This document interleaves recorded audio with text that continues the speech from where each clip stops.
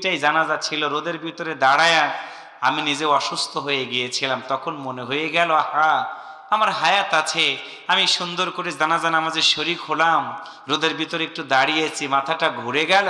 কিন্তু যেই ব্যক্তিটাকে একটু পরেই তো কবরের ভিতরে আমরা রাখবো, তার তো কবরের ভিতরে একটা জানালা দিব না, একটু তো দরজা দিব না? আমরা গরম লাগলে ফ্যানের নিচে একটু বাতাস খাওয়ার চেষ্টা করি, বেশি গরম লাগলে এসির নিচে বসলে শরীরটা শীতল হয়ে যায়, মনে হয় কি যে আরাম। এত সুন্দর এই দুনিয়ার জীবন শেষ করে আমরা মাটির ঘরের ভিতরে যাব। জানাজা নামাজে যাওয়ার পরেও মানুষ খারাপ আচরণ করে। কথা বলেন ঠিক না ভাইয়েরা? আমরা জানাজা নামাজে গিয়েও খারাপ আচরণ করি। কেমনে? সেটা হলো জানাজা নামাজে যাওয়ার পর আমাদের একটু খেয়াল রাখা উচিত, ওই লোকটা যে খাটে উঠেছে, একদিন আমিও তো ওই খাটের উপরে উঠবো।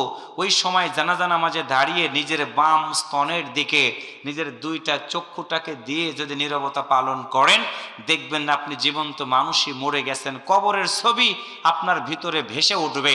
আপনার মনে হবে আমি এখনই খাটের উপরে মরে গেছি, লোকেরা আমাকে গোসল করাচ্ছে, লোকেরা আমাকে কাপড় পরাচ্ছে, লোকেরা আমাকে কাঁধে করে নিয়ে কবরের ভিতরে নিয়ে যাচ্ছে। সকল মানুষ কবর পর্যন্ত যাবে, মাটি দিবে, কবরের ভিতরে একজন নামবে আর একজন উঠবে, আর একজন নামবে আর একজন উঠবে, আর কেউ নামবে না। মাটি দেওয়ার আগে সুন্দর করে বাঁশ কেটে ঢাওর দেবে, তালাই বিছাবে।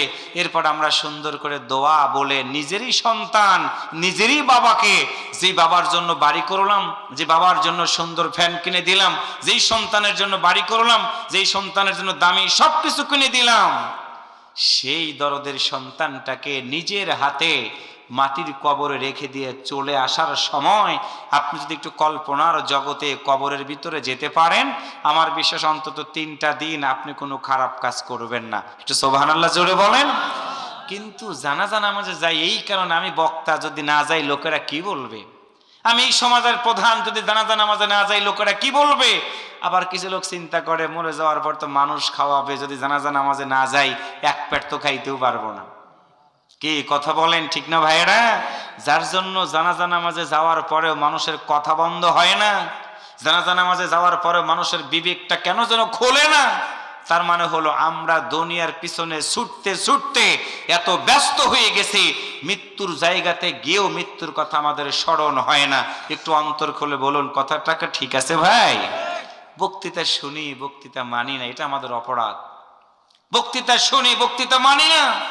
আপনাদের ক্লান্তি চলে আসছে, কারণ আছে, একটু ঠান্ডা পড়েছে, ক্লান্তি ক্লান্তি ভাব চলে এসেছে। কিন্তু এরপরও মনে রাখবেন, যখন আমি মরে যাব, কবরের ভিতরে নামানোর সময় যদি আমার ইমানটা যদি ভালো না থাকে, যত দামি কাজই করি না কেন ভাই, কবরের ফেরেশতারা আমাকে এত জোরে চাপ দিবে, ওই চাপ আমি সইতে পারবো না। আজকে আমাদের সন্তানগুলোকে নিয়ে আমরা মানুষ করতে পারছি না। বাগদার সন্তানগুলো কেমন আমি জানি না, কিন্তু আমাদের সিরাজগঞ্জ রোড এলাকার সন্তানগুলো প্রায়ই মাদকাসক্ত হয়ে গেছে। বাবা 5 ওয়াক্ত নামাজ মসজিদে পড়ে, সন্তান মদ খায়, আছে না নাই? কথা বলেন। কেন? আপনি তো 5 ওয়াক্ত নামাজি, আপনার সন্তান মদ খাবে কেন? আপনি তো বড় ফেরেশতা, ভাব দেখেন, আপনার সন্তান গাঁজা খাবে কেন? তার মানে হলো ছোট্ট সময় আপনি আপনার সন্তানটাকে মসজিদের দিকে নিয়ে যেতে পারেন নাই, এই জন্য বাবা হিসাবে আপনি ব্যর্থ। কথা বলেন ঠিক কিনা? পায়ে ধরে বলি ভাই, পায়ে ধরে বলি, সন্তানদেরকে যদি নেক সন্তান না বানান, কামলা কিনে ইমামতি করায়া আপনার ওই দোয়া কবুল হতেও পারে, নাও পারে। কিন্তু আপনার সন্তান যদি আপনার জন্য দোয়া করে, আল্লাহর কসম করে বললাম, ওই দোয়া আল্লাহ তাআলা কবুল করে। সুবহানাল্লাহ জোরে বলেন। আমরা অপেক্ষায় থাকি, ছেলে ডাক্তার হবে, অসুবিধা নাই, ইঞ্জিনিয়ার হবে, অসুবিধা নাই। আপনার ঈদের ভিতরে দেখলাম, আহারে কত কথা বলবো, কত কথা বলবো। ঈদের আগে দেখলাম মা বৃদ্ধাশ্রম থেকে চিঠি লিখেছে সন্তানের কাছে। যারা বৃদ্ধাশ্রমে যায়, বিশ্বাস করেন, একজন গরিব মানুষের মা, আপনাদের বাগদার কোনো মা বাবা কি বৃদ্ধাশ্রমে আছে? একসাথে বলেন আছে? অনেক ধনী মানুষের মা, ধনী মানুষের বাবা ডাক্তার, ইঞ্জিনিয়ার, বড় বড় অফিসারের মা বাবা বৃদ্ধাশ্রমে রেখে দিয়েছে। একটা মা চিঠি লিখেছে সন্তানের কাছে, বাবা 30টা বছর হলো ঈদ কাটাই এই বৃদ্ধাশ্রমে, আমার মতো আসামি তুমি যেন না হও, আমার মতো আসামি তুমি যেন না হও। কারণ হলো 30টা বছর হলো ঈদ কাটায় আমি এখানে। তুমি তো জানো না 30টা বছর আসার আগে তোমার মতো সন্তানটাকে নিয়ে আমি ঈদ কাটাতাম, তোমার মতো সন্তানটার মুখের হাসি আমি দেখতাম, আমি তোমাকে পাঞ্জাবি পায়জামা পরাই দিতাম, তুমি আমার ঘরের ভিতর থেকে একটা দৌড় ঈদগার দিকে চলে যেতা, আমি তোমার দিকে তাকায় তাকায় থেকে চোখের পানিগুলো